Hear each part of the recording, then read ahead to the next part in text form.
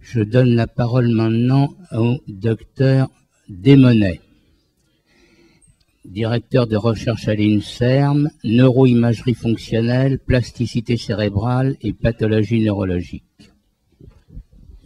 Mesdames, Messieurs,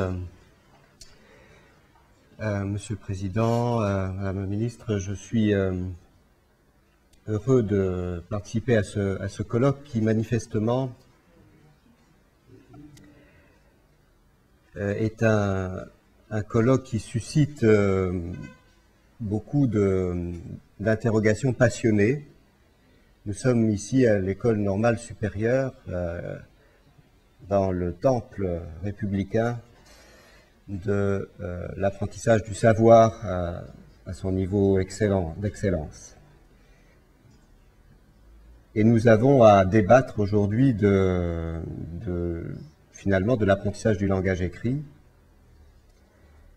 marque extraordinaire d'un facteur de civilisation qui a transformé le sort de l'humanité, puisque si le langage, en tant que langage oral, auditivo-verbal, en tant que moyen de communication propre à notre espèce humaine, se développe spontanément chez tout enfant placé dans des conditions sociales standards, dirons-nous.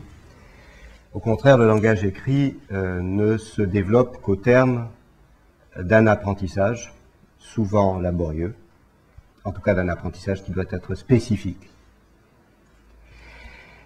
Et en même temps, le cerveau humain, ou pour autant qu'on puisse le penser, n'a pas été fait pour accueillir le langage sous sa forme écrite.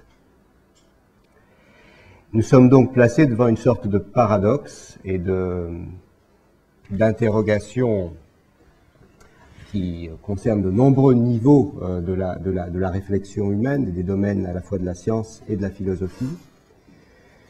Mais en tout cas, il est clair, et on l'a senti dès les premières interventions ce matin, que c'est un débat qui nous émeut. Comme s'il était bien clair pour chacun d'entre nous que cet outil extraordinaire qu'est le langage écrit, par la puissance qu'il convoit pour transmettre des informations, et par les problèmes qu'il soulève, des interrogations plus ou moins explicites, plus ou moins nettement formulées pour l'activité du cerveau humain, doit nous faire réfléchir sur quelles sont effectivement la signification réelle des mots liberté, égalité, fraternité, belle devise, idéal révolutionnaire antique presque maintenant, mais sous ces mots, notamment celui d'égalité en effet, beaucoup de débats peuvent se développer, l'égalité de droit, dont il me semble que c'est un objectif social absolument inaliénable, l'égalité des personnes, ce qui est un débat plus compliqué. Cerveau et apprentissage, c'est le titre que j'ai donné finalement, Monsieur le Président, à mon intervention, dans le sens où le premier était un peu compliqué. J'espère pouvoir intéresser l'auditoire et aborder des notions peut-être plus générales au départ. Mon objectif étant de resituer finalement la place des fonctions du cerveau dans le domaine de l'apprentissage en général, et puis pour terminer sur la question des troubles de l'apprentissage du langage écrit qui sera abordée par mes collègues et amis dans le restant de cette journée. Alors on va commencer donc par finalement des choses assez générales. Je voudrais que vous me disiez si quelqu'un distingue sur cette diapositive quelque chose de précis, un objet quelconque. Rien. Rien? Oui? D'accord, un escargot et puis une montagne, quelqu'un a dit, hein, voilà. Alors là, est-ce que c'est plus clair? Un enfant qui lit, voilà. Et un savant qui réfléchit. L'enfant qui lit et le savant qui réfléchit, ben, on va espérer que nous nous placions sous leur tutelle. Alors maintenant, quelque chose que les psychologues... Alors les psychologues présents dans la salle n'ont pas le droit de jouer. Est-ce que quelqu'un voit quelque chose là? Je vois que vous avez bien appris. Un apprentissage en un coup. Apprentissage donc procédural, on y reviendra. Là, quelqu'un voit déjà quelque chose? En principe, une petite moitié de l'auditoire voit. Ah, qui a dit un chien? Voilà. Alors, qui voit le chien maintenant que madame a dit un chien? Ah, voilà. Alors, qui a dit ah oui? Voilà, madame, vous avez dit ah oui. Qu'est-ce qui s'est passé sur l'écran entre le moment où vous ne voyiez rien, madame, et le moment où vous avez dit ah oui? Sur l'écran, il ne s'est rien passé, mais dans ma tête, il s'est passé quelque chose. Écoutez, je vous remercie vraiment de cette réponse. C'est exactement, j'aurais pas pu dire mieux moi-même. Sur l'écran, rien ne s'est passé. Dans votre tête, il s'est passé quelque chose. Si je fais cette petite expérience que j'ai faite devant des auditoires divers, et c'est un vieux truc d'un professeur de psychologie, c'est juste pour introduire la notion, mais absolument centrale, pour tout ce que je vais raconter, la notion de représentation mentale. Sur l'écran, rien ne s'est passé. Par contre, dans votre tête, ce qui s'est passé, c'est un contact entre les informations que votre rétine recevait depuis l'écran et des informations stockées dans votre mémoire à long terme qui ont fait que vous avez pu faire le lien très rapidement, en raison de la puissance du cerveau-esprit humain, entre toutes les représentations visuelles d'un chien de race dalmatien flairant le trottoir sous un trottoir ombragé de Paris, peut-être près du jardin du Luxembourg, et puis ce que vous receviez de l'écran. Donc cette idée de représentation mentale, elle est absolument centrale pour, si vous voulez, le domaine qui va nous occuper, qui est le domaine des neurosciences cognitives, c'est-à-dire des relations entre le cerveau et, disons, les représentations ou le fonctionnement de l'esprit humain.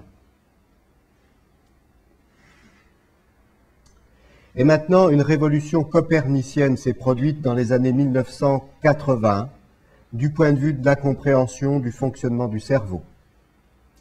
Cette révolution copernicienne, elle a consisté en quoi?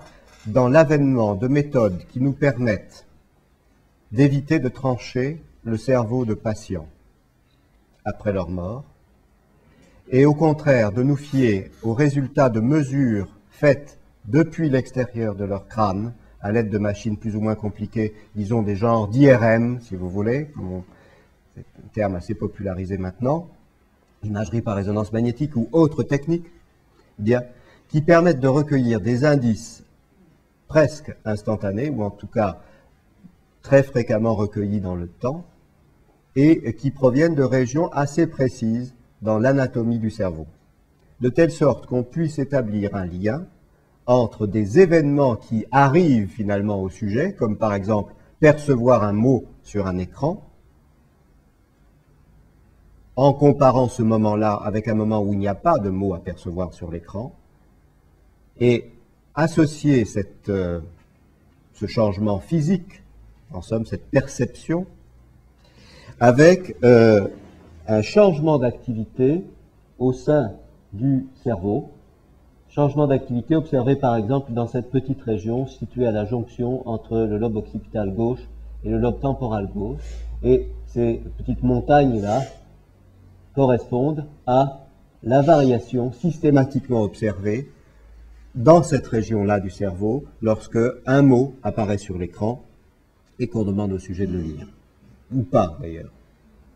Même si on ne lui demande rien, cet événement dans le cerveau se produit. Et je voudrais en fait ce matin essayer de introduire à nouveau ce concept qui est lié au fonctionnement du cerveau humain et des relations qui peuvent exister entre les événements psychologiques et le fonctionnement du cerveau. En somme, le paradigme biologique de l'esprit. Alors, on va faire encore une petite expérience amusante. Les psychologues, là aussi, doivent connaître. Vous fixez tous le centre de cette cible. Et normalement, la plupart d'entre vous devraient percevoir qu'il y a une illusion de mouvement qui se produit dans les cercles gris externes, c'est-à-dire qu'il y a une sorte de frisottis qui se produit là, on a l'impression que ça bouge. Hein? Qui ne le voit pas? Voilà, ça dépend des visions du contraste, et parfois certaines corrections ophtalmologiques sont pas tout à fait adéquates pour percevoir ces nuances de gris. Toujours est-il que, eh bien, cette illusion perceptive, ces personnes-là, dont on voit le cerveau, on ne voit pas les personnes, mais on a enregistré l'image de leur cerveau, eh bien, cette illusion perceptive a été... ces personnes-là, ces 4 personnes, en ont été, en somme, la victime. Voilà, j'ai enfin retrouvé ma souris. Voilà, une personne, son cerveau vu de 3/4 arrière gauche et ici de 3/4 arrière droit, et comme ça, un autre et un autre sujet.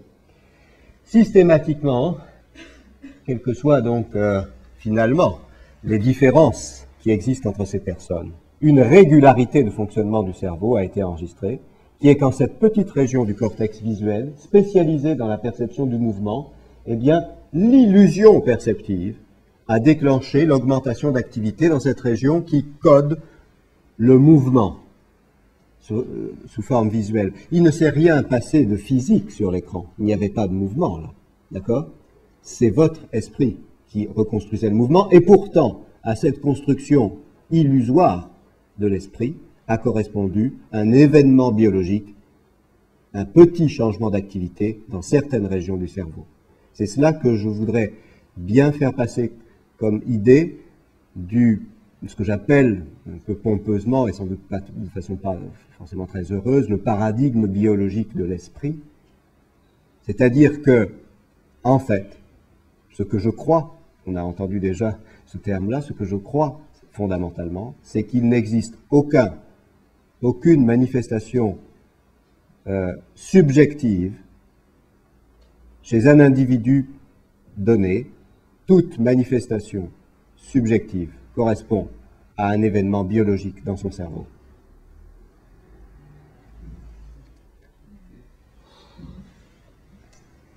L'imagerie cérébrale, elle ressemble à ce que vous voyez là, qui m'a été prêté par un camarade météorologiste. Vous voyez là en bas, ça bouge aussi. Ça bouge, c'est le phénomène de El Niño dans le Pacifique. Eh bien, faire de l'imagerie cérébrale du cerveau humain, c'est un peu ça, c'est-à-dire être avec une sorte de satellite autour de la tête, un peu loin, de manière un peu difficultueuse, et puis aller par des moyens divers, enregistrer des mouvements d'activité au sein du cerveau, parce que le cerveau, c'est pas du tout quelque chose de figé, c'est quelque chose qui bouge tout le temps. Je vous ai suggéré tout à l'heure qu'en fonction de l'anatomie du cerveau, eh bien, les différentes régions du cerveau, en somme, codaient pour différents événements psychiques ou cognitifs. Mais en fait, il ne faut pas voir le cerveau comme quelque chose de figé. Alors, je voudrais bien retrouver ma souris pour pouvoir vous faire passer cette animation. Alors, je ne sais pas si quelqu'un la voit, voilà. Ouais, pardon.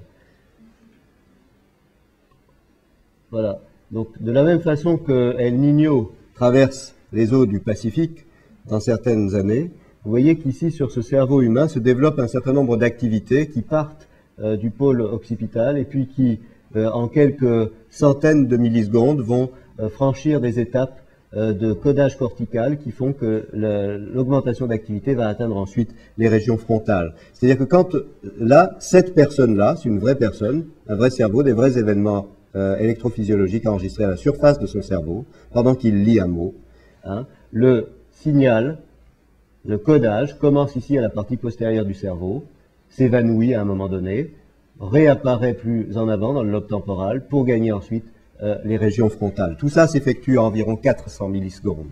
En 400 millisecondes, c'est-à-dire moins d'une demi-seconde, le cerveau a largement assez de temps pour coder l'information pour arriver à la signification du mot.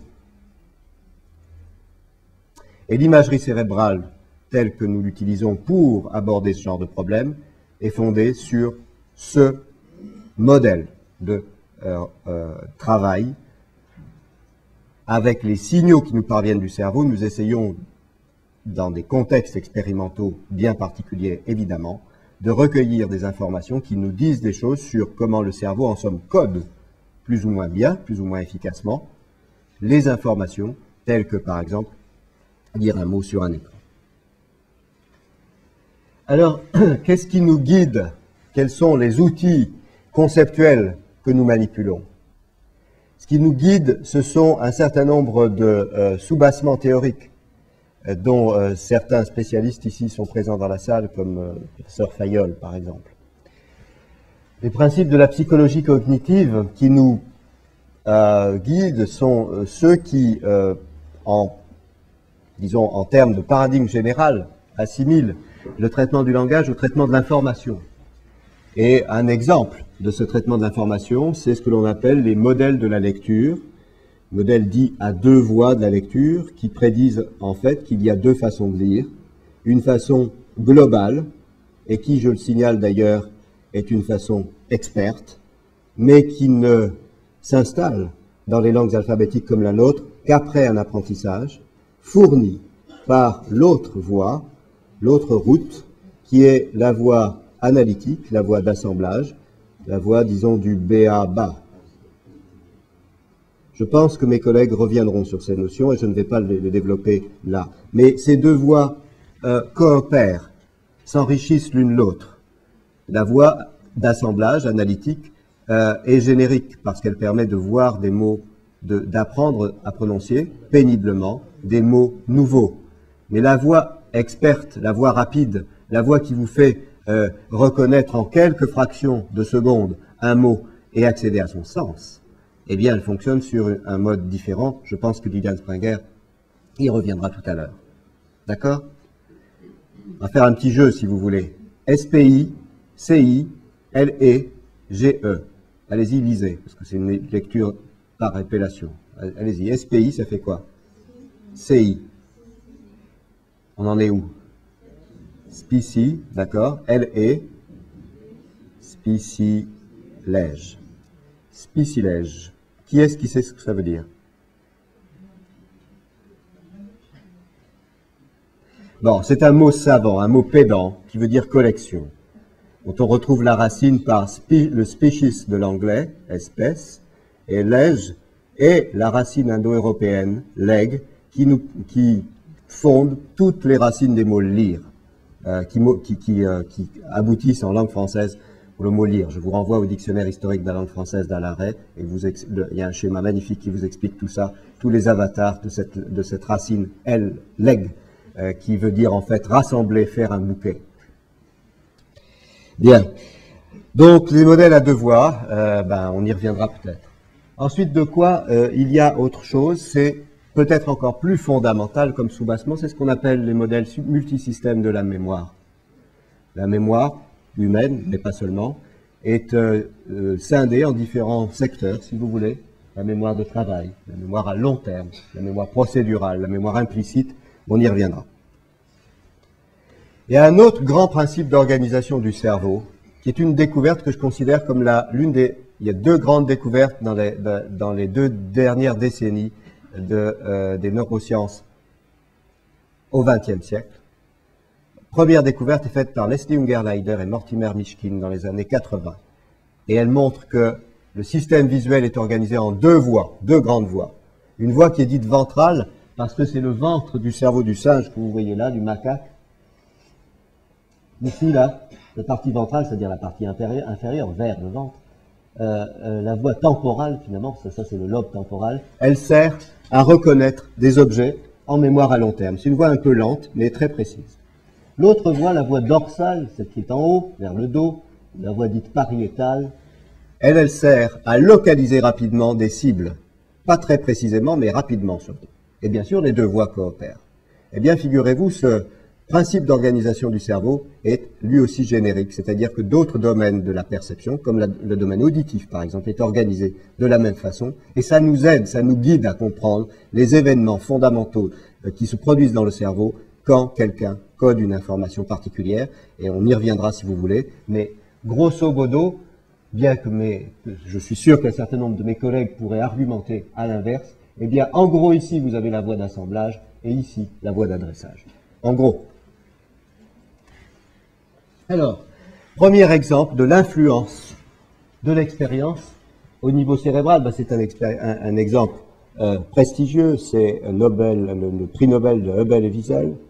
La déprivation sensorielle chez le chaton va modifier dans une certaine période critique la structure du cortex visuel primaire, là où arrivent dans le cerveau les informations en première intention, de telle sorte que, eh bien, certaines structures présentes à la naissance vont dégénérer parce que, eh bien, les colonnes qui codent pour la perception des lignes verticales, par exemple, vont, en somme, se disparaître au profit de colonnes qui, elles, codent pour les stimuli visuels, comme ceux de cette fenêtre, par exemple, qui sont orientés plutôt horizontalement. Alors, je vais parcourir comme ça, les spécialistes me pardonneront de parcourir à grandes enjambées, voire même à saut un petit peu inapproprié, certains segments des neurosciences. Bon, un autre exemple des bases cérébrales de l'apprentissage est lié à l'enrichissement de l'arbre synaptique, de l'arbre des connexions entre neurones, en fonction de l'apprentissage et en fonction des âges, avec, vous voyez ici, chez le prématuré de 8 mois, le terme, premier mois, extra-utérin, etc. Vous voyez l'enrichissement progressif de l'arbre dendritique, qui est de l'arbre synaptique, qui est suggéré par l'augmentation de la densité sur ces photos.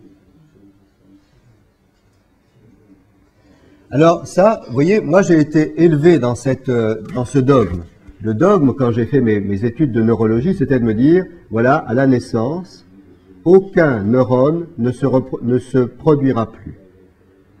Et puis, eh bien, vous voyez, les dogmes, ça ne vit parfois que de manière assez transitoire. Ce dogme est de plus en plus battu en brèche.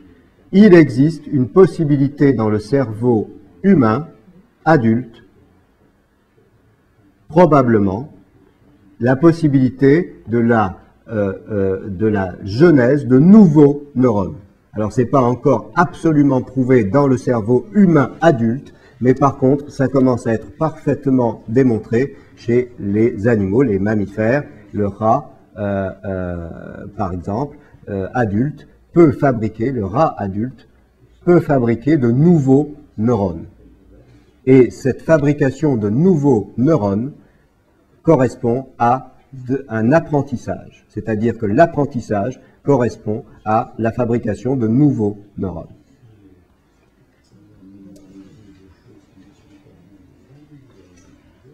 Après ça, une autre notion, c'est que, eh bien, pour apprendre, il faut aussi détruire. C'est-à-dire que l'apprentissage correspond parfois à la suppression d'un certain nombre de synapses surnuméraires. Donc ça, ce sont les travaux, par exemple, de Jean-Pierre Changeux depuis 20 ans, 30 ans. Autre aspect, en somme, soustractif de l'apprentissage, ou détrimentiel, en somme, c'est que, eh bien, lorsqu'on apprend, comme quand on apprend les sons de sa langue maternelle, eh bien, on perd un certain nombre de capacités, et de nombreux travaux ont montré qu'il existait chez le nouveau-né une capacité d'attention à des contrastes phonétiques qui correspondent à des contrastes phonétiques qui n'existent absolument pas dans la langue de ses parents, des parents de cet enfant-là, et progressivement, avec le bain linguistique dans lequel il est plongé, eh bien cet enfant va perdre cette capacité de discriminer des différences phonétiques qui existent dans une langue qu'il n'entend pas pendant, disons, les 8 à 10 mois qui suivent sa naissance. Alors maintenant, un petit jeu d'apprentissage procédural. Est-ce que vous pourriez, s'il vous plaît, lire ce que vous voyez là? Voilà. Alors, il y a bien sûr une inégalité fondamentale dans cette salle, parce que s'il y a bien une chose que les enseignants savent faire, c'est lire à l'envers, parce qu'il s'agit de lire ce que les enfants écrivent, ou ce qu'ils sont supposés lire. Alors, peut-être que cet apprentissage est moins facile pour ceux d'entre vous qui n'ont pas cette expertise d'enseignant. Voilà. Donc je vous confirme, pupitre, berger, moineau, violon, fourneau, montagne et lunettes. Alors vous voyez, cet apprentissage-là, l'apprentissage d'une procédure, on ne sait pas expliquer comment on lit à l'envers. On apprend à le faire, c'est tout. C'est du savoir-faire. C'est ce qu'on appelle en termes savants l'apprentissage procédural. Cet apprentissage ressortit à un ensemble de capacités humaines, et pas seulement, et dont on connaît un petit peu maintenant les soubassements biologiques. Alors c'est à peu près la même chose aussi de faire un petit exercice avec les doigts, vous voyez, et d'apprendre en un temps record, ou de plus en plus rapide en tout cas, à insérer des chevilles dans une série de trous. Voyez. Eh bien, lorsque des sujets sont soumis à ce genre d'exercice, ou à d'autres comme pianoter sur un clavier, l'activité cérébrale change, et elle change d'ailleurs dans les deux sens, aussi bien avec des augmentations de débit sanguin cérébral dans certaines régions et des diminutions dans d'autres, mais peu importe. Disons que, retenons que certaines régions du cerveau codent pour cet apprentissage procédural, et dans les premiers temps de l'apprentissage, un grand nombre de régions cérébrales, notamment le cortex préfrontal et le cortex pariétal, mais aussi le cervelet, sont impliqués. Et puis, les choses vont aller en s'améliorant, et cet apprentissage procédural va être de plus en plus efficace. Et voici, la diapo précédente était un travail assez ancien. Ça, c'est un travail tout récent de Stéphane Le Hérissi, publié dans les annales de l'Académie américaine des sciences. Et vous voyez ici des taches rouges et bleues dans les couleurs froides et les couleurs chaudes, disons. Dans les couleurs froides, ce sont les zones qui codent pour... Enfin, ce sont les zones qui sont d'autant plus actives, si vous voulez, que les temps de réaction des gens dans cet exercice digital diminuent. C'est-à-dire qu'au fur et à mesure où on devient de plus en plus expert dans la tâche, certaines régions du cerveau deviennent de plus en plus actives. Hein? Et tout le sujet de cet article, c'est de montrer, en fait, la différence, les changements d'activité cérébrale. Certaines régions s'allument, en quelque sorte, augmentent dans leur activité au début de l'apprentissage, quand les gens sont hésitants. Et puis les gens vont cesser d'hésiter, ils vont être de plus en plus rapides, et ce sont des régions différentes du cerveau qui vont coder pour le stade de l'apprentissage où les gens les sujets qui sont soumis gentiment à cette expérience sont extrêmement performants. Autrement dit, l'apprentissage, l'expertise manuelle se traduit par un changement d'activité dans des régions différentes du cerveau que celles qui codaient pour le début de l'expérimentation, où les gens étaient très maladroits. Alors on va parcourir là aussi à grands traits les quelques secteurs, quelques systèmes de mémoire. Secteurs et systèmes de mémoire qui se départagent en mémoire à long terme et mémoire à court terme, par exemple.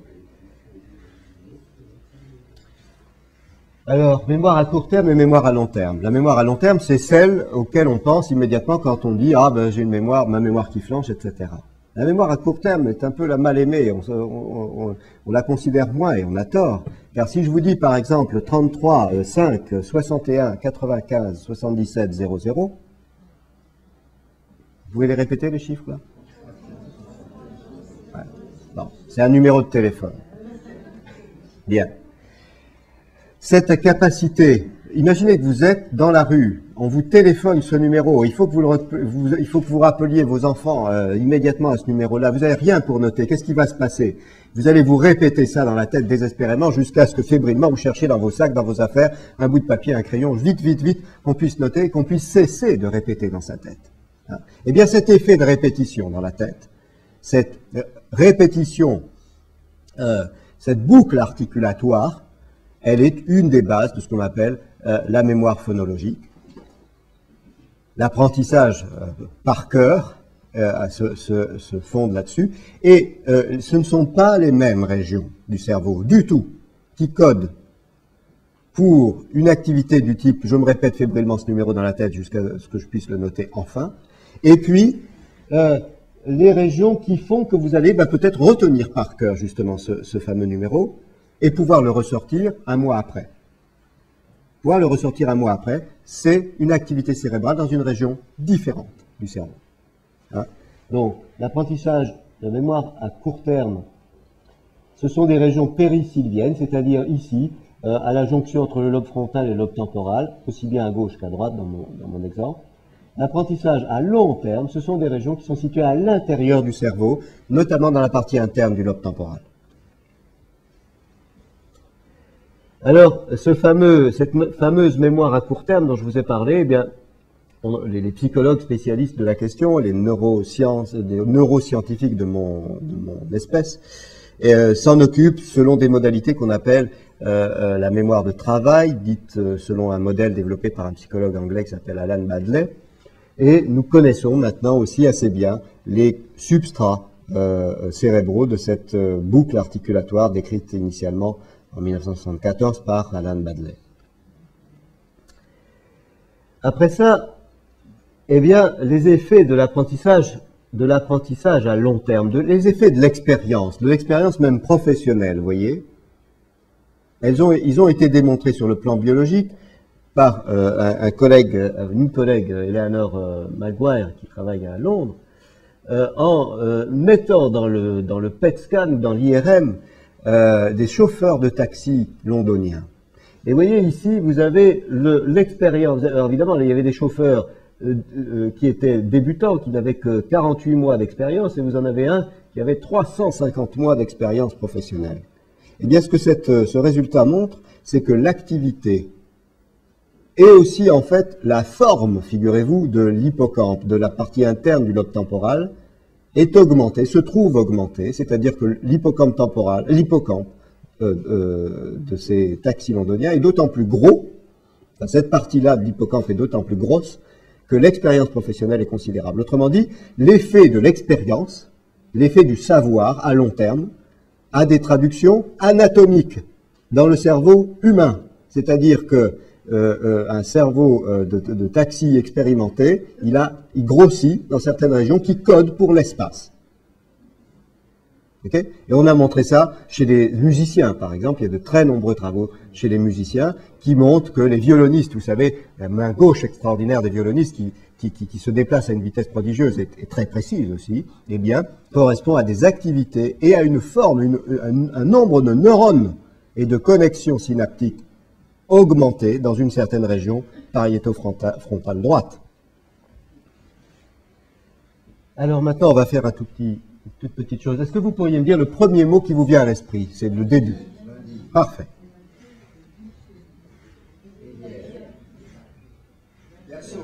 Ah. Bon, qui dit berger? Bien.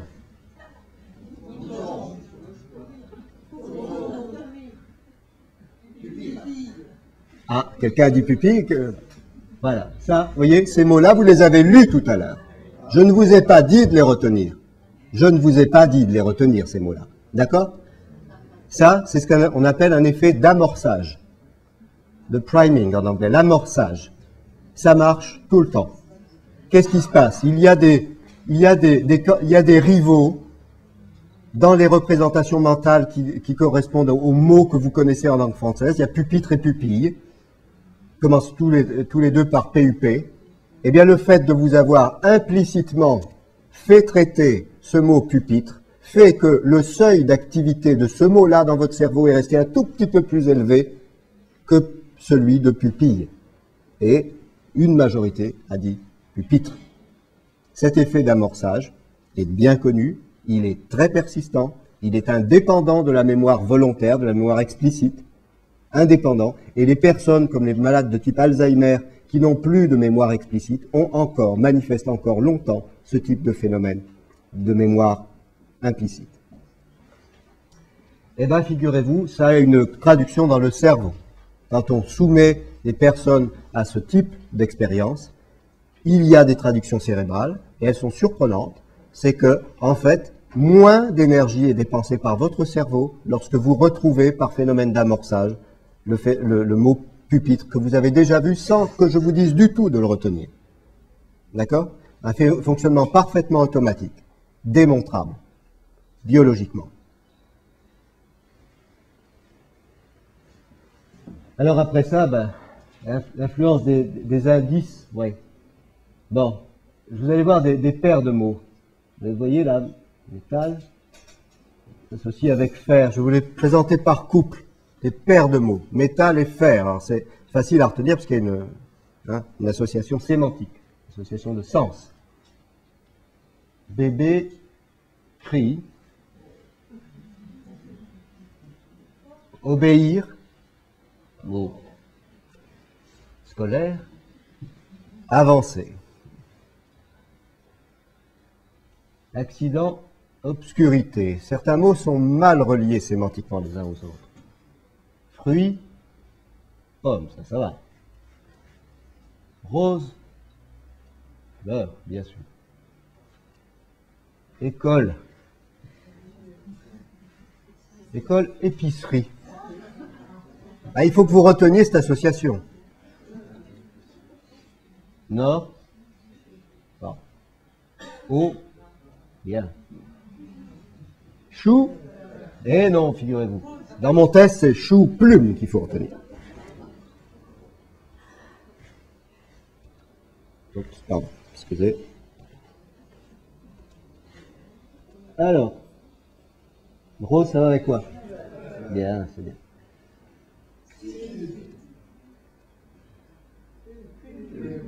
Ok. Très bien.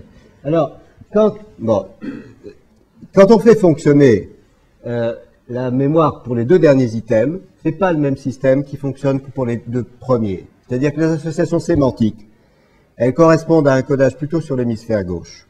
Par contre, retrouver les mots en mémoire épisodique, sans lien sémantique, c'est un autre système qui fait appel particulièrement au lobe frontal droit.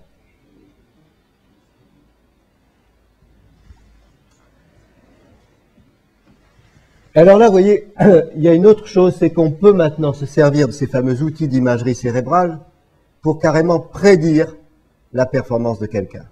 C'est-à-dire quand on lui fait apprendre des mots comme ça, en fonction de l'activité du cerveau au moment où il encode le mot et pas au moment où il le rappelle. On va pouvoir dire si dans la demi-heure suivante, il va ou non se rappeler. Et en fait, ce qui permet, le prédicteur, eh bien, c'est le taux d'activité dans certaines régions du cerveau, le taux d'activité notamment dans cette région du cortex frontal, qui est très importante lorsque le mot sera retenu et qui est moins importante quand le mot sera oublié. Donc on a maintenant la possibilité de manipuler des index d'activité cérébrale pour prédire une performance. Donc on commence à connaître assez bien finalement ce fonctionnement de la mémoire.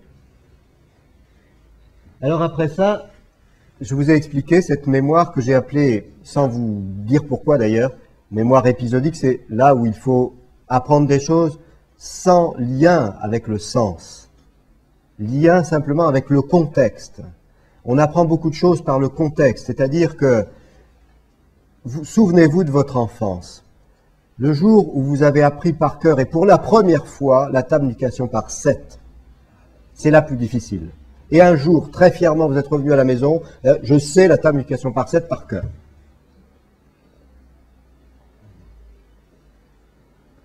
Il est peu probable que vous vous souveniez de ce qui s'est passé, même en gros, cette journée-là.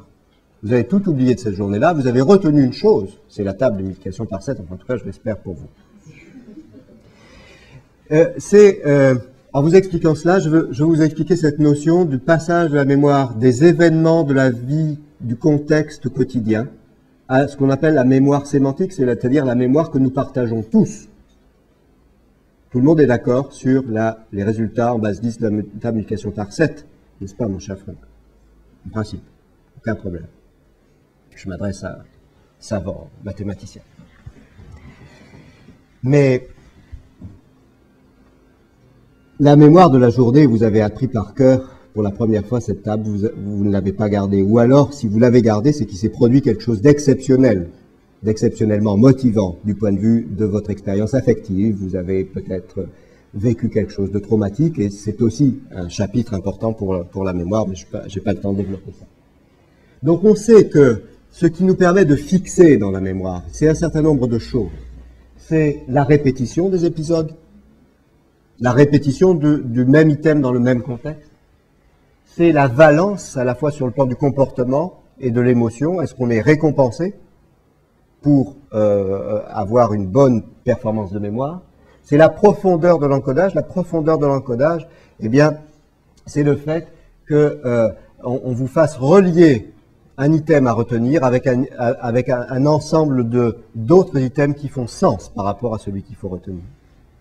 C'est l'imagerie mentale, c'est-à-dire le fait qu'on puisse se représenter ce qu'il faut retenir, non seulement sur le plan verbal, mais sur le plan d'image, quelle qu'elle puisse être, hein, ça peut être des images assez complexes.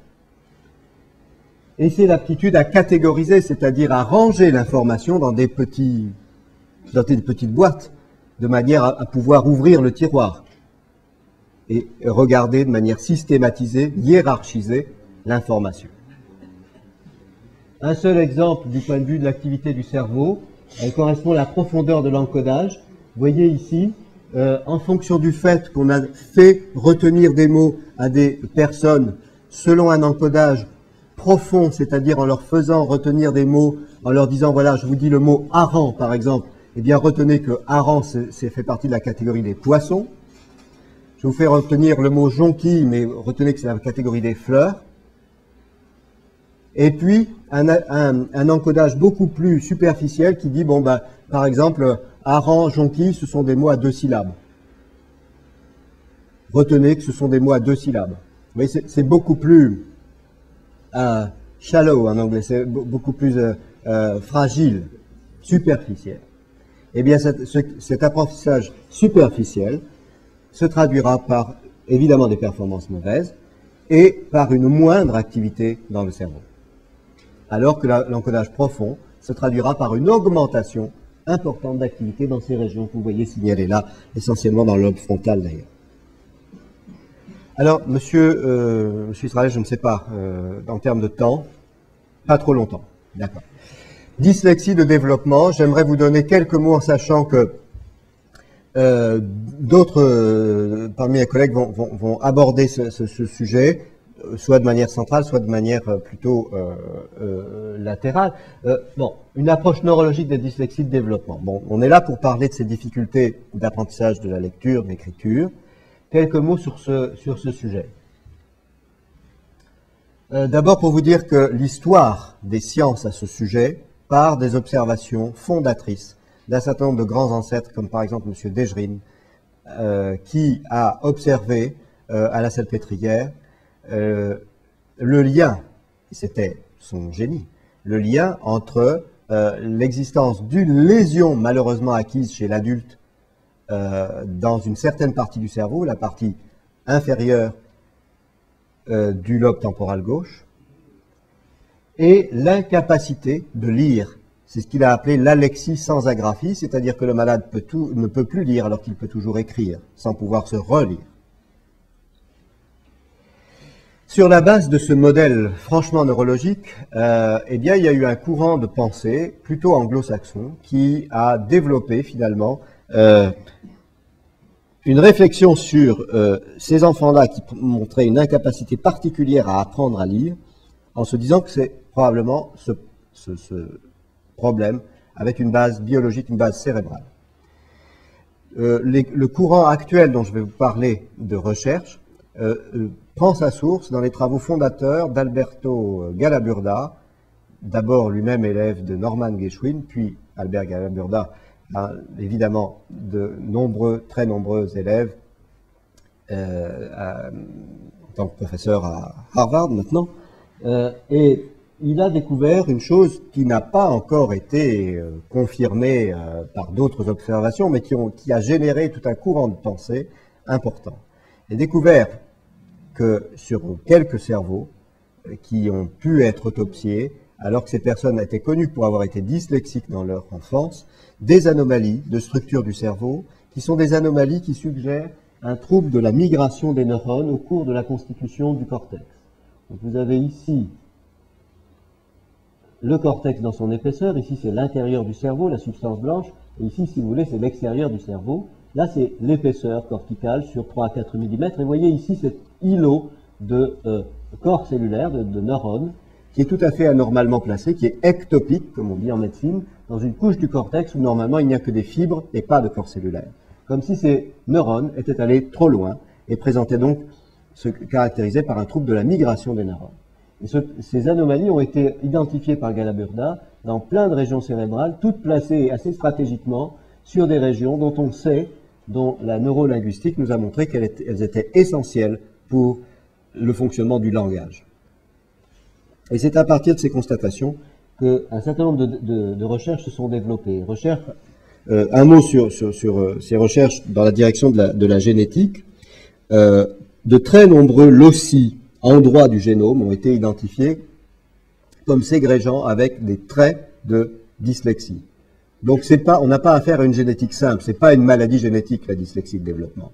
C'est au contraire un cas de figure de facteurs de risque multiples qui, lorsqu'ils sont malencontreusement probablement associés à des facteurs environnementaux encore pas bien connus, peut-être hormonaux, aboutissent dans certaines familles, peut-être à des troubles de la migration neuronale, comme le montrent deux travaux récents. J'ai pris cela par exemple, ce sont parmi les plus récents, montrant que des régions différentes du génome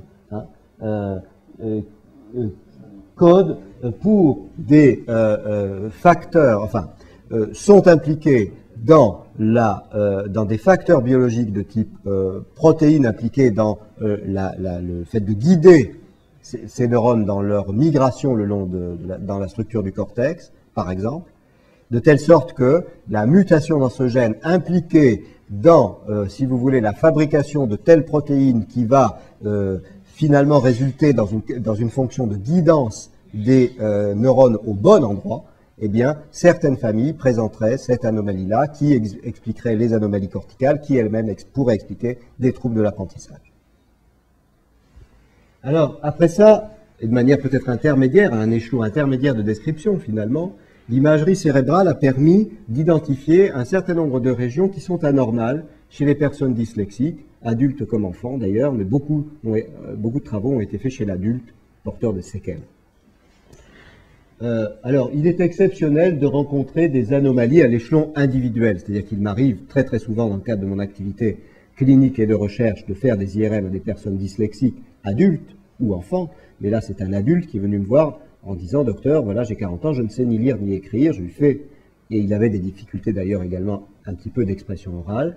Je lui fais un scanner, enfin une IRM, et vous voyez une anomalie tout à fait exceptionnelle sur cette IRM.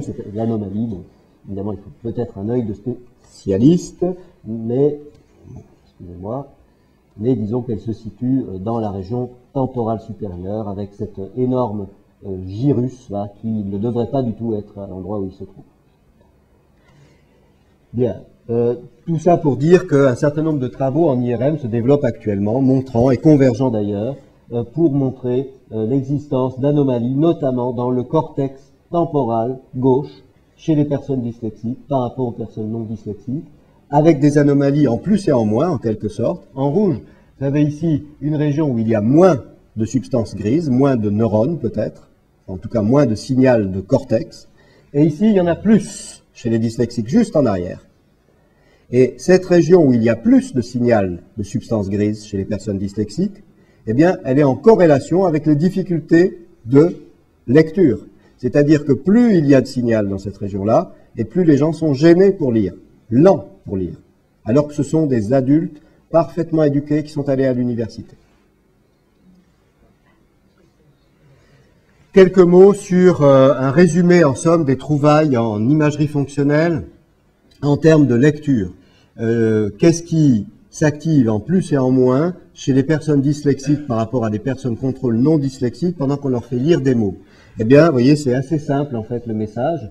C'est qu'il y a trois grandes régions qui sont concernées. Cette région-là, en bas du lobe temporal gauche, cette région-là, à la frontière entre le lobe pariétal et le lobe temporal, et cette région-là, aux alentours de ce qu'on appelle l'aire de Broca. Très rapidement résumé, ces deux régions-là s'activent moins chez les personnes dyslexiques que chez les personnes non dyslexiques pendant des tâches de lecture. Ici, c'est plutôt le contraire, c'est-à-dire que, en gros, l'aire de Broca a tendance à s'activer plus, en tout cas dans davantage d'études, c'est le résultat qui a été rapporté, dans des tâches de lecture chez les dyslexiques que chez les contrôles.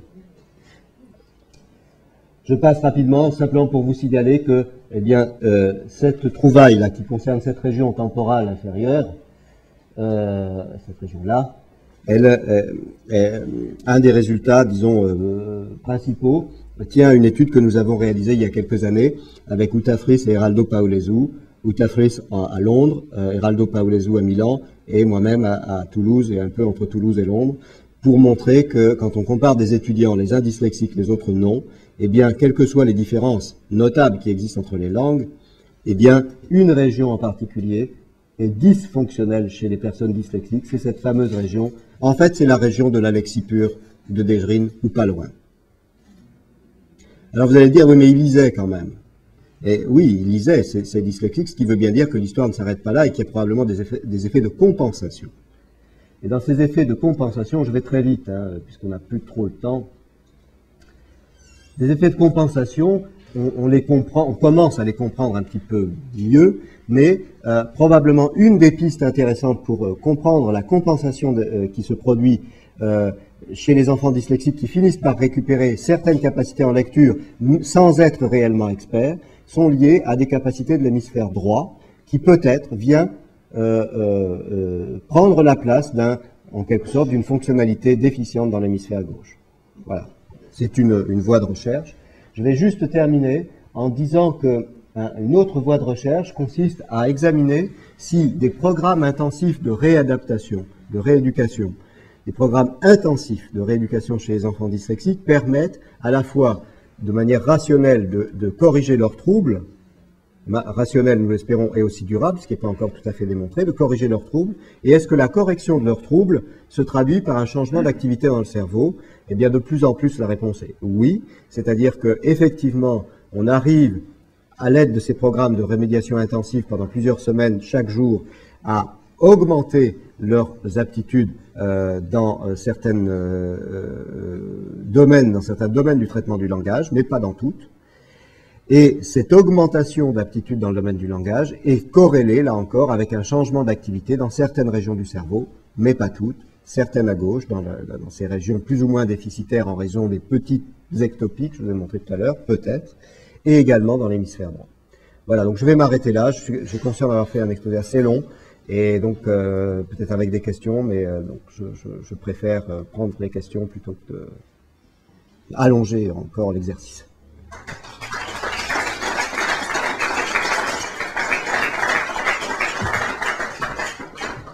Madame, s'il vous plaît, oui, on a plus. Si la compensation par l'hémisphère droit chez les dyslexiques venait simplement, venait d'une hypostimulation de l'hémisphère gauche due aux méthodes de lecture qui font bien plus appel à l'hémisphère droit, puisqu'on va de l'image au mot-image, et alors que quand on apprend, l'apprentissage se fait directement par les lettres, on n'a pas cette espèce de stimulation du cerveau droit. Moi, c'est une question. On entre dans la neurophysiologie, là, hein. Non, mais c'est très important. Mais oui, alors, ce que vous dites, madame, est fondé, est tout à fait, si vous voulez, correct dans les principes qui gouvernent votre idée. Simplement, c'est toujours dans les détails que se situent les difficultés. La chose que j'ai essayé de suggérer, c'est que l'hémisphère droit jouait un rôle compensatoire, peut-être chez certains dyslexiques, à certains moments, etc., alors même que ces personnes dyslexiques sont porteuses d'anomalies structurelles de leur cortex et fonctionnelles qui sont plutôt ciblées dans l'hémisphère gauche, mais d'ailleurs pas seulement. Hein? Donc, les phénomènes auxquels je faisais référence concernent, en gros, les dyslexiques. Alors, il faudrait, pour vous répondre efficacement, disposer de données, et je n'en connais pas, chez les enfants non dyslexiques, soumis les uns à un apprentissage du type de celui que vous indiquez, c'est-à-dire reposant beaucoup sur, disons, mot-image, la correspondance image, reposant beaucoup sur les aspects logographiques du mot, etc., etc., par rapport à une démarche très analytique, plutôt hémisphérique gauche. Et là, à mon avis, il n'y a pas de données. On va reprendre cette discussion, si vous voulez bien, après le troisième orateur.